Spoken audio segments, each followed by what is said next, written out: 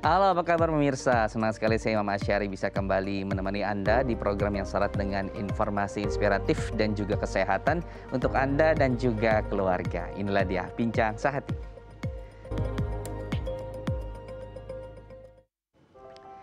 Iya, pemirsa, kita tahu imunisasi itu sangat penting untuk diri kita sendiri, terlebih untuk anak-anak kita, karena kita tahu anak-anak juga masih belum terbentuk antibodinya dan perlu kemudian kita memberikan injeksi begitu ya, tambahan agar mereka bisa membentuk imunitas mereka. Nah, biasanya untuk imunisasi ini kan umum terbagi dari 0 sampai 6, 6 12, 12 24, 2 sampai 18 tahun. Nah, kita akan bahas nih seberapa penting sih kemudian imunisasi ini untuk kesehatan anak kita, terlebih di saat pandemi COVID-19. Jangan-jangan kemudian kita abai ini dengan hal-hal seperti ini. Tapi sebelum kita masuk bagaimana kemudian meningkatkan imunitas anak dari sisi kesehatan fisiknya, nah kita juga harus perhatikan ternyata kesehatan mental juga penting nih untuk kita perhatikan. Bagaimana kemudian kita akan bahas satu persatu fun fact untuk kita menjaga kesehatan mental anak kita. Yang pertama adalah ajari cara meredakan stres. Nah, kita akan mengenalkan nih kepada anak-anak sebuah emosi. Emosi itu apa saja? Marah, kemudian juga emosi senang. Nah, setelah itu juga ada depresi dan juga stres. Ketika kita sudah mengenali, kemudian kita ajari bagaimana anak-anak ini bisa menghadapi hal-hal tersebut. Ketika stres, apa sih yang harus dilakukan oleh anak-anak? Nah, ini kita bisa bekali kepada mereka supaya mereka bisa menenangkan atau menyelesaikan permasalahan psikologis mereka sendiri.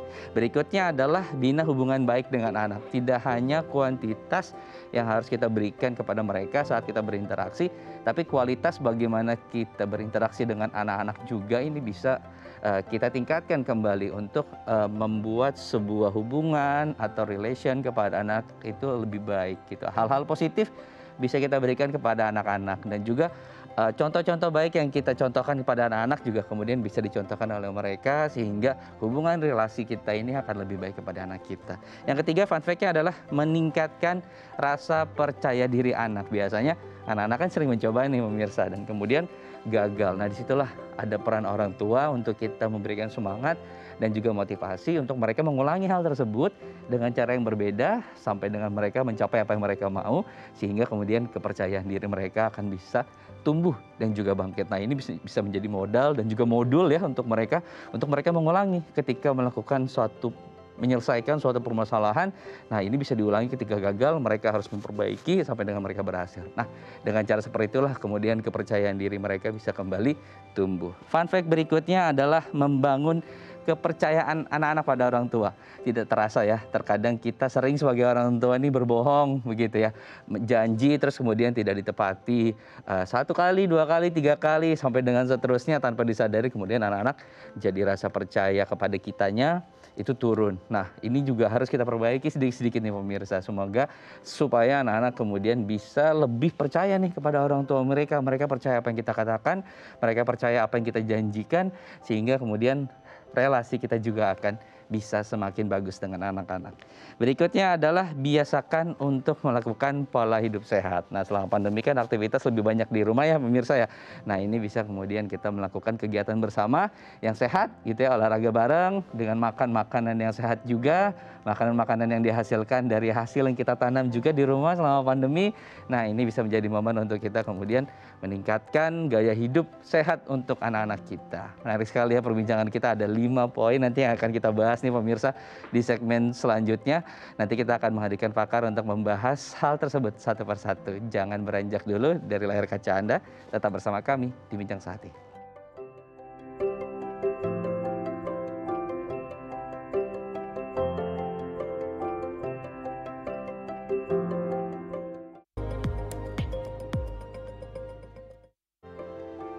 Baik, terima kasih Anda masih bersama kami di Bincang Sehati. Kita akan bahas satu persatu nih pemirsa. Tadi sudah saya bacakan fun fact seputar bagaimana cara kita menjaga kesehatan mental anak-anak kita. Nah, untuk membahas fun fact kita satu persatu sudah terhubung bersama saya via Zoom.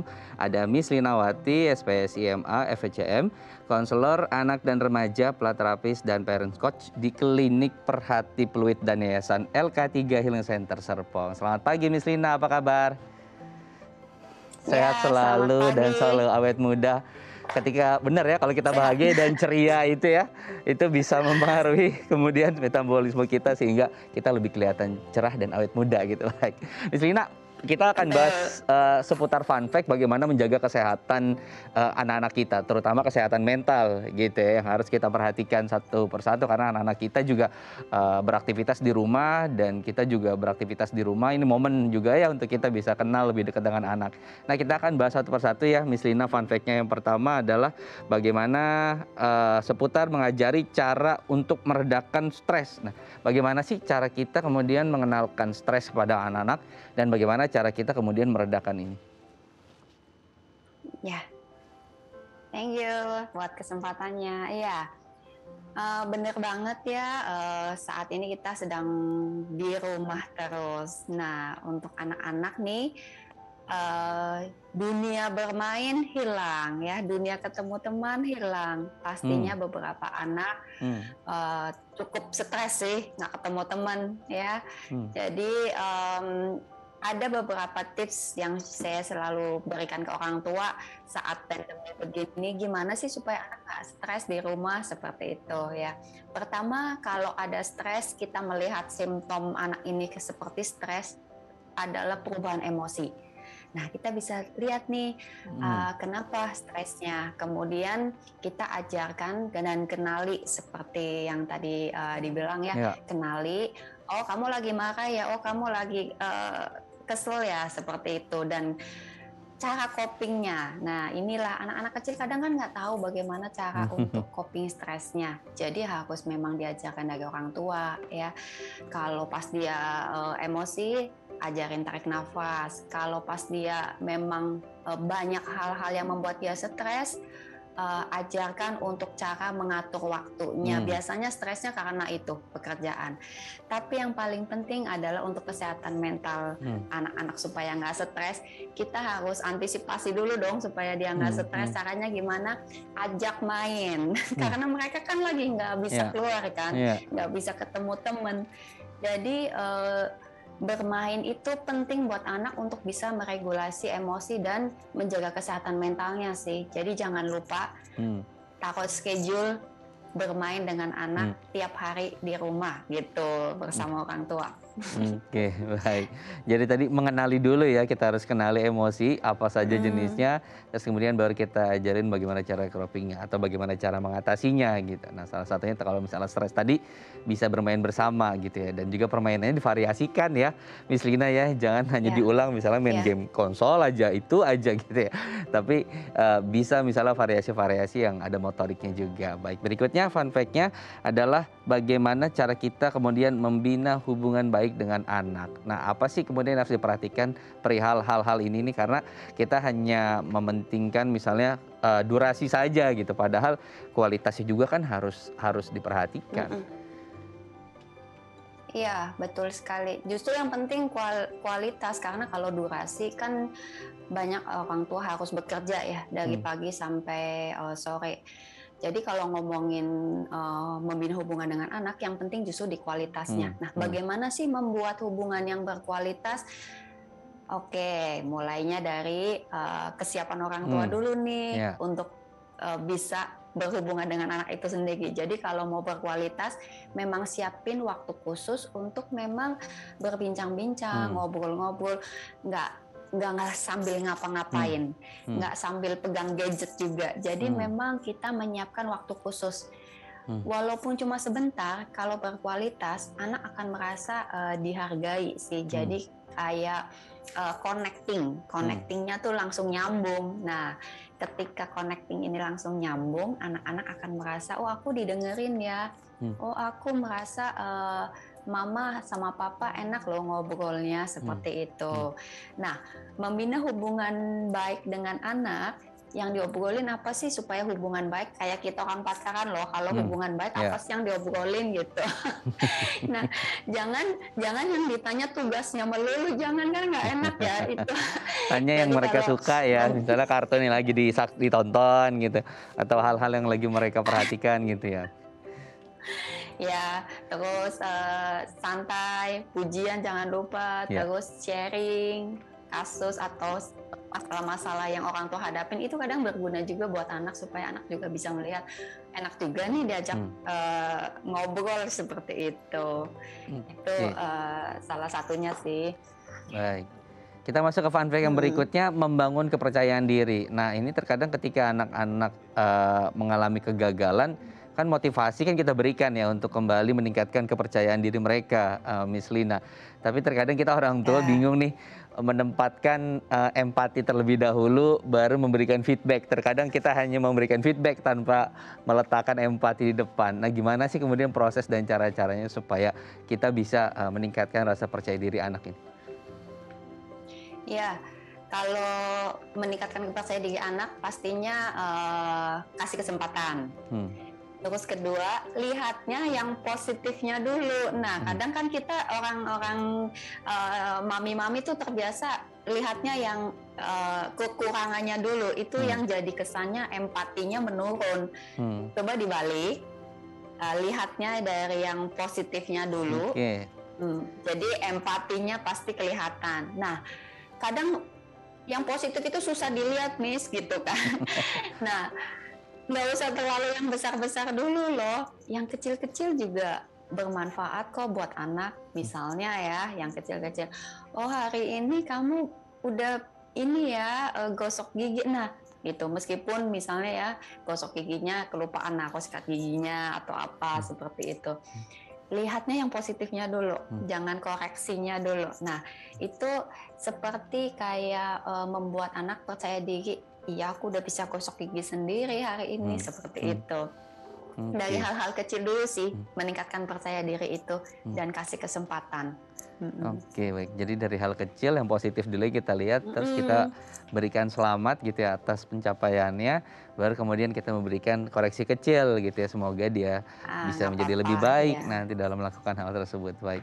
Kita masuk ke fun fact yang keempat, membangun kepercayaan anak pada orang tua. Ini juga sering luput ya, karena kita sering lupa ketika janji suka berbohong gitu. Dan kita hanya kemudian minta maaf sekadarnya saja, bahkan terkadang tidak meminta maaf sama sekali. Bagaimana sih cara kita untuk memperbaiki ini? Iya. Nah, sebelum memperbaikinya, mungkin orang tua perlu tanya ke diri sendiri dulu sih, Mas, kayak Hmm. gini. Jadi, aku tuh sebagai orang tua bisa dipercaya nggak ya, kayak gitu.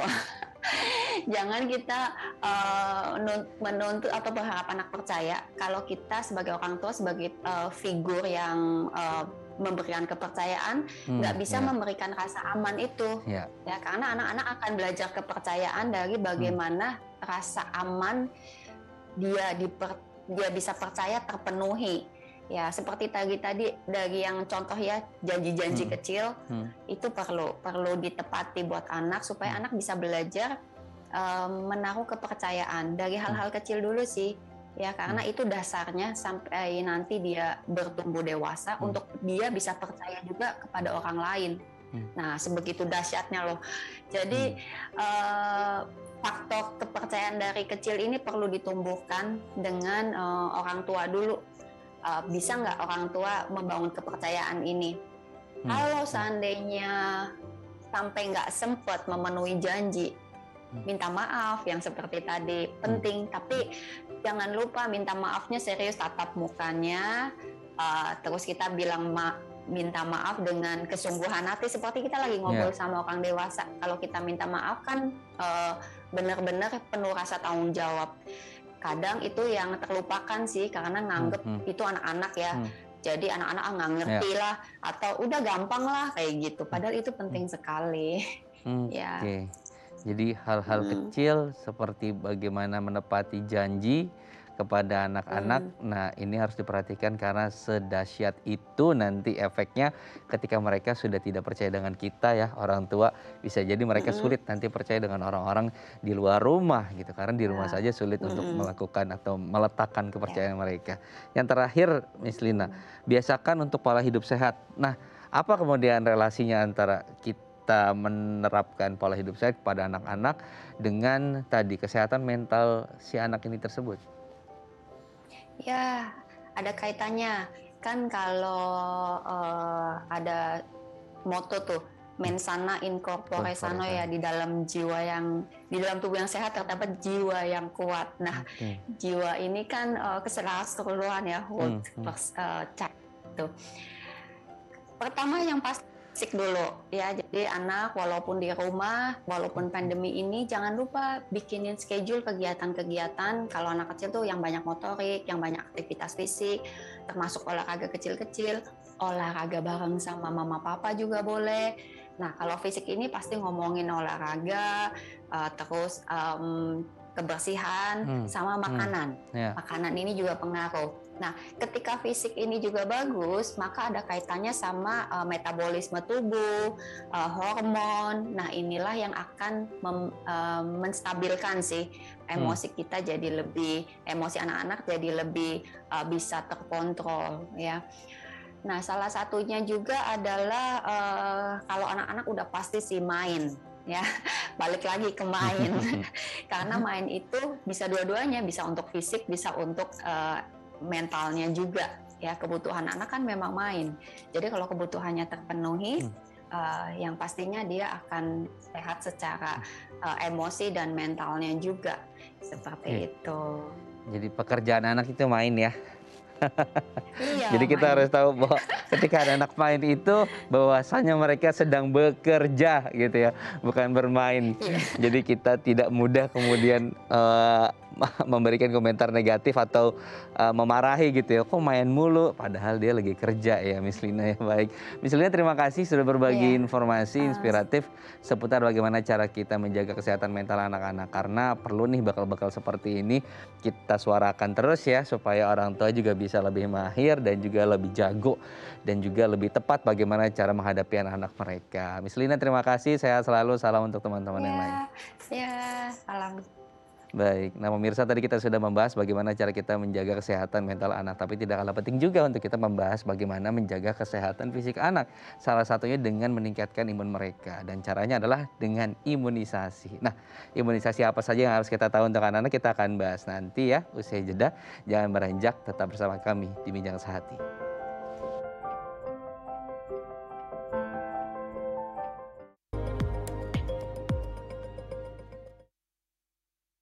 Baik, terima kasih Anda masih bersama kami di Bincang Sehati. Kita akan mulai ya perbincangan kita hari ini seputar tema kesehatan anak ya. Bagaimana kemudian imunisasi ini penting untuk anak-anak kita, terutama imunisasi lengkap. Nah, untuk mengenal seputar apa sih imunisasi dan apa sih imunisasi lengkap, kita akan membahasnya ya. Sudah bergabung bersama saya melalui Zoom ada Dr. Yose Mulyawan Pangestu selaku spesialis anak dari Mayapada Hospital Tangerang. Selamat pagi Dokter Yose, apa kabar? Selamat pagi Mas Imam, selamat pagi. Sehat selalu ya Dokter Yose ya. Baik, dan ternyata kita akan bahas seputar imunisasi ini dok, untuk mengingatkan kembali gitu ya. Mungkin banyak orang tua yang sudah tahu imunisasi untuk anak yang sudah dibagi gitu ya, berdasarkan tabel-tabel yang sudah dirilis gitu ketika keluar rumah sakit atau puskesmas kan biasa sudah diberikan nih tabel-tabel imunisasi. Nah, kita akan mengingatkan kembali nih untuk para parents di rumah. Sebetulnya imunisasi itu apa sih untuk anak terutama ya, dan apa penting dan manfaatnya untuk mereka dok? Oke, terima kasih ya sudah diberikan kesempatan bicara mengenai imunisasi. Ya, kita dokter anak tadi tentu erat sekali mengenai imunisasi anak. Oke, jadi imunisasi itu adalah memasukkan zat. Zatnya biasanya adalah suatu kuman yang baik itu dimatikan atau kuman hidup yang dilemahkan ke tubuh si anak. Nah, nanti diharapkan si anak ini akan membentuk kekebalan yang spesifik terhadap penyakit tersebut. Gitu. Nah, penting di sini yang perlu bisa tahu ya. Jadi misalnya ada bayi atau anak yang dengan berat badannya cukup, kemudian dengan panjang badan atau tinggi badannya cukup, tingkar kepalanya juga cukup, jadi statusnya bagus. Nah, tumbuhannya bagus, bayi atau anak perkembangannya juga baik, Hmm. dan di lingkungan yang bersih, Hmm. yang tersedia air bersih, secara nutrisi, tidak serta merta di bayi atau anak itu kebal terhadap penyakit infeksi. Hmm. Jadi fungsi imunisasi ini akan memberikan kekebalan terhadap penyakit infeksi. Hmm.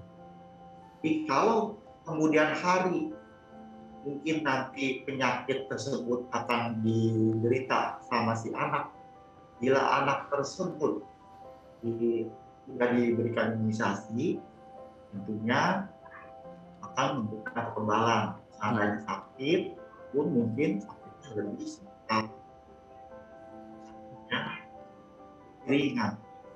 Oke, baik. Jadi tidak terlalu berat kemudian ketika harus menghadapi penyakit tersebut ketika sudah mendapatkan vaksin, eh, akan lebih ringan gitu ya dihadapi oleh si anak tadi. Baik, karena kalau kita lihat kan dari IDAI sendiri kan merilis ya ternyata 2 sampai 3 juta anak itu resiko meninggalnya akhirnya turun gitu ya karena sudah diimunisasi atau mendapatkan vaksin gitu. Nah, tapi ibu-ibu kadang bingung nih karena kan ada vaksin atau imunisasi juga yang disediakan oleh puskesmas secara gratis oleh pemerintah, ada juga kemudian yang tidak di-cover nih sama pemerintah. Kemudian apa sih yang membedakan dua ini nih dokter nih? Apakah kita cukup dengan mengikuti imunisasi yang diberikan pemerintah secara gratis atau misalnya kita harus tambahkan gitu ya dengan imunisasi-imunisasi lain yang juga disarankan oleh teman-teman dari Ikatan Dokter Anak Indonesia? Ya, itu Mas Imam. Jadi pemerintah memang sudah menyediakan imunisasi. Kalau kita datang ke fasilitas pemerintah akan diberikan gratis. Nah, ada beberapa vaksin-vaksin yang rutin diberikan. Nah, imunisasi tersebut ya tentunya memberikan kekebalan yang baik di usia anak. Nah, tapi ada beberapa imunisasi tentunya memang tidak di-cover oleh imunisasi yang disediakan oleh pemerintah. Nah, imunisasi itu penting. Dan jadi kalau misalnya karena imunisasi itu sifatnya untuk memberikan kekebalan spesifik, penyakit yang spesifik, ada beberapa imunisasi memang tidak didapat dari vaksin yang diberikan oleh pemerintah. Juga perlu. Jadi dulu kan ada istilah tuh yang istilah wajib nggak wajib. Nah itu yang jadi apa namanya? Jadinya oh ini vaksin yang ini nggak perlu, yang vaksin yang satu lagi ini perlu karena diwajibin. Sebenarnya itu jadi menimbulkan salah kaprah. Betul. Nah, jadi vaksin yang di luar cover dari pemerintah pun itu diperlukan. Jadi orang tua bingung gitu ya, mana yang wajib, mana yang tidak wajib. Padahal susunan tabel yang sudah dibuat sedemikian rupa oleh teman-teman dari IDAI dan juga kementerian itu sebisa mungkin dipenuhi ya dengan interval yang sudah disusun sedemikian rupa gitu. Baik. Nah, Dokter Yose kan sekarang pandemi terkadang kita sulit ya melakukan jadwal imunisasi ataupun misalnya berkunjung ke layanan kesehatan gitu. Seberapa penting kemudian kita mengikuti interval itu karena kita tahu ada beberapa vaksin misalnya dia yang harus 3 minggu kemudian baru divaksin kembali atau 2 minggu atau 4 minggu gitu. Seberapa penting kita mengikuti rel tersebut gitu dan apa sih dampaknya ketika misalnya kita harus miss nih misalnya karena isoman atau karena hal lain gitu ya pembatasan kegiatan gitu. Oke. Jadi memang betul ya ada imunisasi kan disusun sesuai kelompok-kelompok usia. Nah, Eh, jadi pada umumnya itu di usia 1 tahun pertama, bayi usia 1 tahun itu banyak macam-macam imunisasi sudah bisa dilakukan. Ya. Jadi ada kelompok penyakit yang memang rentan pada usia bayi misalnya, tapi mungkin waktu di usia balita penyakit tersebut ya berisiko atau tidak menimbulkan penyakit apa dari kuman tidak menimbulkan. Makanya itu ada yang imunisasi dari sejak awal, dari sejak bayi. Jadi karena sangat berisiko pada kelompok bayi tersebut mengalami penyakit, kemudian kalau seandainya sakit bisa berisiko berat sakitnya. Dari sejak ada yang 2 bulan, kemudian 4 bulan, tapi nanti kalau ternyata di usia 5 tahun dia tidak menimbulkan penyakit. Dia pada usia yang rentan waktu masih bayi. Pemberiannya dilakukan sejak awal, sejak masih bayi. Nah, kemudian ada juga imunisasi ya yang diberikan itu kalau terlalu dini itu responnya kurang baik. Apapun di usia 9 bulan. Kemudian di usia misalnya DBD usianya 9 tahun. Jadi ada kelompok-kelompok di mana imunisasi memberikan responnya yang bagus gitu. Ya. Oke, baik. Nah, ada juga nih pertanyaan banyak ibu-ibu di rumah, bagaimana kemudian anak-anak kita ketika sudah terpapar COVID-19 kemudian harus divaksin atau misalnya ada waktu atau jadwal vaksin. Nah, kita akan bahas nanti ya. Dokter ya, kita akan break dulu. Untuk Anda pemirsa yang ingin menanyakan langsung dengan Dokter Yosa, Anda bisa menghubungi kami di 0212903244 atau bisa melalui Instagram kami di @bincangsaati.tv. Tetap bersama kami di Bincang Saati.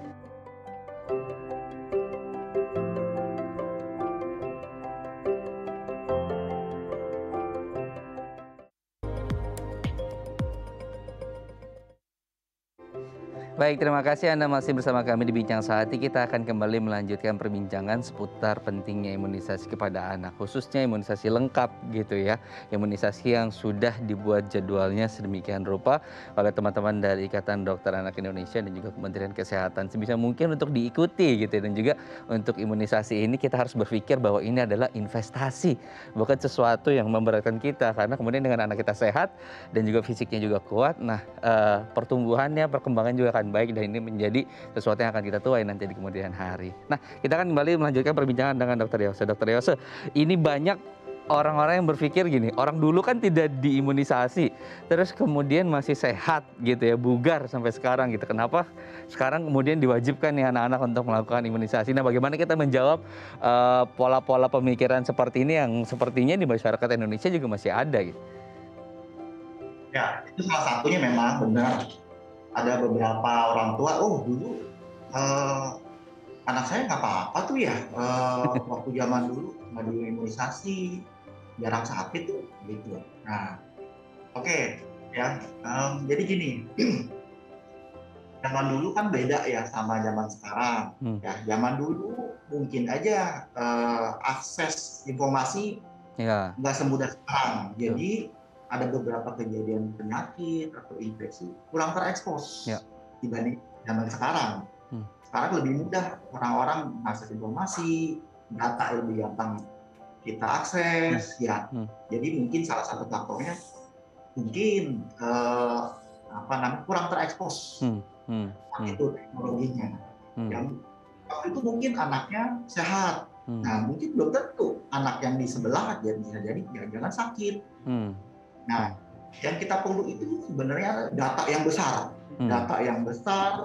data ilmiah, nah angka tren, nah itu yang bisa membuktikan zaman dulu dengan sekarang. Tapi dari hasil data ya, jelas-jelas ada beberapa penyakit yang berhasil sudah kita eliminasi. Misalnya sekarang ini polio sudah nggak ada tuh, terakhir 2019. Nah, gitu. Terus dulu orang tua kita mungkin berhadapan dengan namanya cacar. Cacar ada cacar air. Kalau yang cacar itu bentuk yang lebih berat. Hmm. Nah, sekarang itu di dunia itu sudah nggak ada cacar air. Terakhir tahun 2009. Ya. Jadi bukan bahwa dengan perkembangan sekarang, teknologi sekarang itu akan mengarah lebih baik. Waktu itu mungkin belum terekspos. Ya. Kesannya, oh nggak masalah gitu. Padahal sebenarnya belum tentu.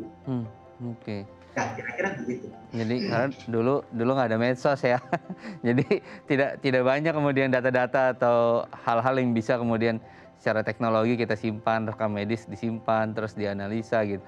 Wah sekarang sih ada apalagi ketika COVID ya, mutasi A, mutasi B, alfa, beta gitu, ini semakin membuka dan meyakinkan kita bahwa imunisasi terutama untuk anak-anak gitu ya penting karena kita tidak pernah tahu mutasi-mutasi seperti itu akan terus terjadi begitu ya. Baik. Nah, dokter, kita akan buka pertanyaannya dari pemirsa Bincang Sehati yang sudah menanyakan langsung melalui DM Instagram @bincangsehatidai.tv. Saya akan bantu bacakannya, dokter Yose ya. Ada dari @delia. Nah, dok, apa benar anak yang minum ASI kemudian tidak perlu imunisasi? Terus apa benar kalau misalnya ASI ini juga bisa menangkal COVID-19? Nah, silakan dok. Oke, terima kasih, pertanyaannya bagus. Ya, jadi kita perlu tahu ya, kalau imunisasi itu maksudnya itu untuk memberikan kekebalan yang spesifik. Artinya kekebalan yang untuk penyakit spesifik tersebut. Itu. Nah, kalau salah satu untuk meningkatkan kekebalan bagus untuk nutrisi, ASI, ya, kemudian penyediaan air bersih supaya mencegah penularan penyakit. Tapi itu semua untuk kekebalan yang umum, penyakit yang umum, ya, kurang spesifik ke penyakit, salah satu penyakit. Jadi artinya walaupun kadang suka salah kaprah, dok, anak saya udah diberikan ASI dok, udah bagus kok gitu ya, kayaknya nggak perlu imunisasi deh. Nah, itu memang, tapi si anak itu tersebut tidak mempunyai kekebalan spesifik penyakit yang spesifik tertentu, jadi masih tetap bisa sakit. Artinya walaupun anak diberikan ASI tetap harus diimunisasi karena si anak tersebut belum punya kekebalan spesifik penyakit yang spesifik tertentu tersebut. Gitu. Oke. Nah, saya kira gitu. Baik. Nah, masih menyambung dari pertanyaan tadi dok, ini juga pertanyaan banyak masyarakat dan juga tetangga saya sendiri kemudian gini ya, anaknya usia 8 bulan positif PCR COVID-19 gitu ya. Dan dia kan di bulan ke-9 ini harus ada jadwal imunisasi gitu. Nah sebetulnya untuk anak-anak yang terpapar COVID-19 gimana sih untuk pola imunisasinya, dilanjutkan saja sesuai jadwal atau kita harus ada jeda waktu dulu sampai misalnya dia pulih seminggu atau 14 hari baru melanjutkan kembali vaksin atau imunisasinya? Jadi anjuran pedoman dari Ikatan Dokter Anak Indonesia, bila misalnya si anak terkena COVID, itu akan dilanjutkan imunisasi rutinnya dengan jarak 1 bulan setelah dia sembuh. Jadi setelah sembuh 1 bulan, teruskan jadwal imunisasinya. Kalau perlu ada yang belum terkejar, kita lakukan kejar imunisasi namanya, catch up. Gitu. Jadi jaraknya 1 bulan setelah sembuh dari COVID. Ada catatan tertentu nggak dok? Misalkan PCR boleh misalnya sudah negatif gitu, tapi terkadang ada gejala yang masih terus dirasakan gitu. Nah, kalau masih ada gejala-gejala kecil misalnya seperti batuk dan lain sebagainya atau kadang demam gitu, itu masih bisa mengikuti anjuran tadi misalnya 1 bulan setelah PCR negatif? Ya, pertama tentu kita nilai dulu biasanya apakah ada gejala klinis atau enggak. Kondisi anaknya tentunya lagi keadaan sehat. Nah, si anak tidak, kalau misalnya seandainya lagi sakit, batuk, pilek, itu kita amati dulu. Apakah ada perburukan nggak selama perjalanan, misalnya batuknya tambah lebih parah, pileknya tambah parah, atau mencret jadi lebih parah, itu tetap kita tunda dulu. Tapi kalau seandainya kita amati yakin ini ringan, kemudian sudah 1 bulan gitu ya, apalagi dikonfirmasi misalnya hasil swab ulangannya yang PCR negatif, Ya, jadi itu sudah kita lakukan imunisasi. oke. Nah, jadi dicocokin gejalanya sama hasil labnya. Oke, jadi observasi dulu ya, datang dulu ke dokter anak, spesialis anak untuk diobservasi lagi gitu ya. Apakah sudah bisa kemudian melakukan vaksin atau belum, atau sudah melakukan imunisasi atau belum, atau bisa dilanjutkan atau harus ditunda dulu gitu ya dok ya. Karena penting untuk kita kemudian melakukan tadi verifikasi tadi. Nah dokter Yose, ini juga pertanyaan banyak orang nih. Ketika harus sudah misalnya positif negatif COVID, terus tidak ada gejala klinis gitu, vaksinnya diikuti sesuai dengan tabel. Karena kan kita tahu kan ada hepatitis B, polio, BCG, dan lain sebagainya sampai influenza gitu ya. Nah ini diikuti saja atau misalnya ada poin-poin imunisasi yang ditunda terlebih dahulu gitu setelah dia dinyatakan negatif PCR. Ya, jadi menyambung pertanyaan tadi ya. Jadi kalau misalnya anaknya positif, gimana nih? Nah, jadi secara general itu kalau misalnya ada imunisasi yang harusnya jadwal sudah diberikan tapi belum, jadi kita berikan saat itu, jadinya dikejar. Ya. Cuma kita lihat juga kelompok-kelompok usianya, gitu ya. Nah, tadi yang seperti saya bilang, kalau misalnya kelompok usianya sudah nggak beresiko terhadap penyakit tersebut, misalnya HIV, influenza itu Haemophilus influenza B untuk vaksin HIV, mungkin pada anak balita tapi kalau udah di atas 5 tahun, kelompok usia yang lebih tinggi, ya itu sudah nggak perlu karena sudah akan menimbulkan penyakit buat anak tersebut. Gitu. Jadi ya artinya secara general kalau misalnya di kelompok usia tersebut yang memang sesuai jadwalnya belum diberikan, kita kejar. Oke. Ya, tapi kalau misalnya memang sudah di luar benefitnya gitu ya, misalnya tadi yang hemofilus KB itu udah 6 tahun sudah mampu ya kita kasih. Oke, baik. Ini dicatat nih pemirsa ya. Jadi ntar nggak bingung ketika mau schedule atau mau booking gitu ya untuk vaksin, nggak bingung gitu ya. Masih boleh nggak ya anak-anak kita divaksin ini gitu ya karena dia sudah terpapar COVID-19. Nah ini kan untuk anak-anak yang remaja sama juga dokter perlakuannya sebulan setelah dinyatakan negatif atau agak sedikit berbeda perlakuannya dok? Iya benar, kalau untuk remaja ya kan ada juga imunisasi yang diberikan. Sama dia juga, jadi kalau misalnya sudah sembuh 1 bulan baru kita berikan imunisasinya. Nah ini ada hal berbeda, memang kalau di remaja kan sekarang udah bisa diberikan imunisasi vaksin COVID. Ketentuannya kalau setelah sembuh 3 bulan dari COVID-nya, baru bisa diberikan imunisasi COVID-nya. Jadi hal yang beda itu. Kalau misalnya si remaja ini ada jadwal imunisasi, nah 1 bulan setelah sembuh dari COVID. Tapi untuk khusus vaksin COVID-nya, ketentuan Ikatan Dokter Anak Indonesia berikannya setelah 3 bulan sembuh dari COVID. Itu boleh diberikan vaksin COVID. Oke baik. Jadi perlakuannya berbeda.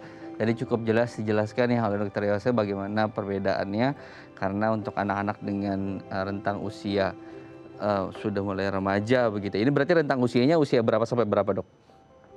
Yang remaja tadi?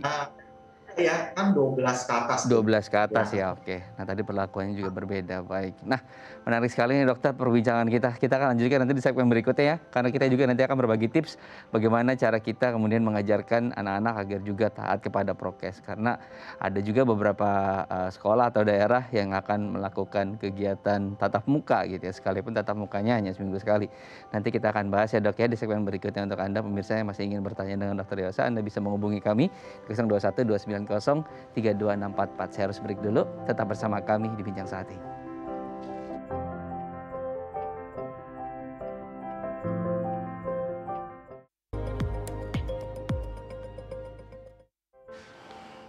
Baik, terima kasih Anda masih bersama kami di Bincang Saati. Di segmen terakhir nih pemirsa, kita akan bahas bagaimana cara kita kemudian mengajarkan anak-anak untuk mereka taat terhadap protokol kesehatan. Yang pertama ya dokter, kita akan bacakan satu persatu, ajarkan disiplin prokes. Nah, seberapa penting sih untuk kita terus menanamkan, terus mengingatkan kepada anak-anak untuk mereka nih taat kepada protokol kesehatan ini, 3M gitu, memakai masker saat mereka misalnya beraktivitas di luar rumah gitu ya, atau di dalam rumah, mencuci tangan, juga menjaga jarak.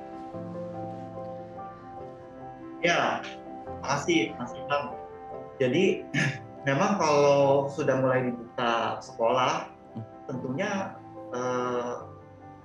si anak akan berisiko ya untuk tertular, bisa ada kemungkinan ya. Jadi itu makanya penting sekali kita dari sejak di rumah kita ajarkan cara kesehatan. Kita tahu protokol kesehatan ada waktu itu kan 3M, 5M, 6M ya. Pada intinya yang paling penting itu adalah penggunaan masker dan cuci tangan, ya, juga menjaga jarak. Nah, dari sejak di rumah kita mulai ajarkan, terutama anak-anak yang 2 tahun, kita sudah mulai bisa ajarkan menggunakan masker. Mungkin kalau awalnya sulit ya si anak mau memakai masker. Nah, pada prinsipnya kita mulai biasakan, nggak apa-apa sebentar, nggak masalah.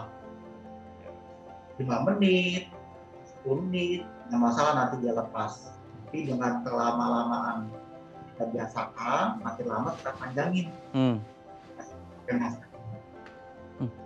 Jadi harapan semoga si anak nanti mulai terbiasa nanti pakai masker, apalagi nanti saat itu keluar. Oke, baik. Ya.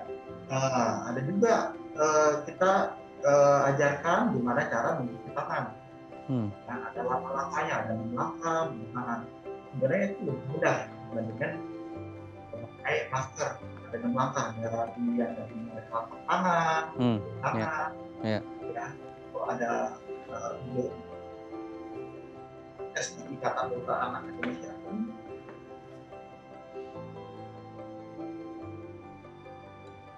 Baik.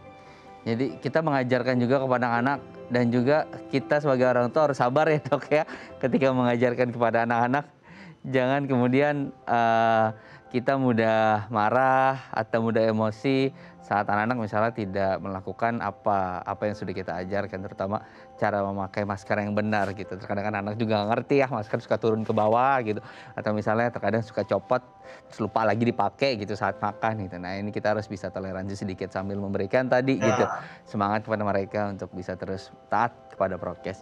Kita bahas tips yang berikutnya adalah menjaga asupan dan juga nutrisi nih dok. Nah, sebetulnya nutrisi seperti apa sih, dan makanan jenis apa saja kemudian yang bisa kita berikan kepada anak-anak agar mereka tetap sehat nih, dan juga tetap fit imunnya di masa pandemi COVID-19 seperti sekarang. Ya, pada intinya ya, pada anak itu nutrisi nggak seperti dewasa. Ya. Pada dewasa mungkin dibatasin untuk lemak seperti itu ya. Pada anak kan di masa pertumbuhan, jadi dibutuhkan protein yang lemaknya gitu ya, untuk naik berat badannya. Jadi ada pantangannya, jadi harus makan makanan yang protein ya, yang lemaknya yang tinggi juga, itu nggak ada masalah. Kadang-kadang ada beberapa orang, aduh ini kalau berlemak gitu, itu nggak ada masalah. Yang penting buat enjoy ya, buat si anaknya juga. Nah, kita lebih fleksibel, jangan terlalu takut ya, terlalu misalnya harus anak organik. Saya rasa itu dari kurang bagus, jadinya si anak jadi sedikit ketakutan ya. Lagi di pandemi ini kan perlu diteliti malah tadi. Ya. Oke, baik. Jadi diperhatikan asupan nutrisinya ya. Terutama tadi protein dan juga lemak. Nah, ini perlu untuk anak-anak gitu ya. Jadi terkadang kalau kita makan telur putihnya buat kita gitu. Nah, kuningnya boleh deh buat kita suapi Iya. gitu anak kita gitu. Oke. Atau jenis makanan apapun gitu yang memiliki kadar lemak juga yang tinggi. Kemudian berikutnya adalah rutin untuk melakukan kontrol kesehatan anak-anak. Nah, di tengah pandemi seperti sekarang, interval untuk kita kunjungannya seperti apa sih, Dok? Untuk kita tetap bisa tahu kondisi kesehatan anak-anak kita gitu. Apakah cukup dengan telemedicine atau tadi bisa mengunjungi poli-poli yang sekarang kan sudah dibuka ya, poli-poli terutama untuk anak juga. Nah, ya. Nah, jadi anjurannya ini kan menyangkut tentang imunisasi juga. Sebenarnya ya idealnya itu ya, walaupun pandemi itu imunisasi harus berjalan. Nah, harus berjalan karena nanti bisa ditakutkan apakah selama waktu pandemi atau setelah pandemi jangan-jangan nanti bisa ada timbul wabah. Ya. Karena cakupan imunisasinya kurang. Oke. Nah, yang perlu ditekankan itu penyelenggaranya itu harus aman. Ya. Nah, aman. Jadi ada beberapa cara nih sekarang nih ya di rumah sakit, di kesehatan gitu ya. Baik. Ada yang sistemnya sistem janjian. Jadi sistem janjian. Sistem janjian. Jadi waktu daftar pun telepon dulu atau online dulu gitu ya. Baik. Secara online disiapkan Jadi dulu. bisa janjian ya dokter ya. Jadi kalau mau ke poli bisa janjian dengan dokter yang bersangkutan. Baik, dokter sepertinya waktu kita sudah terbatas nih dokter. Dokter Yose, kita lanjut berbincang nanti ya di tema yang berbeda. Dokter Yose, terima kasih sudah berbagi informasi di Bincang Sehati kali ini. Salam untuk teman-teman, sehat selalu dok. Ya baik, pemirsa, usai sudah perjumpaan kita hari ini di Bincang Sehati. Saya Imam Asyari mewakili seluruh kerabat kita yang bertugas pamit undur diri. Untuk Anda yang memiliki kritik dan saran, Anda bisa menghubungi kami di Instagram kami dan juga di Twitter kami @bincang_sehati_tv. Jangan lupa untuk selalu menerapkan protokol kesehatan, menjaga jarak, mencuci tangan, dan juga mengenakan masker.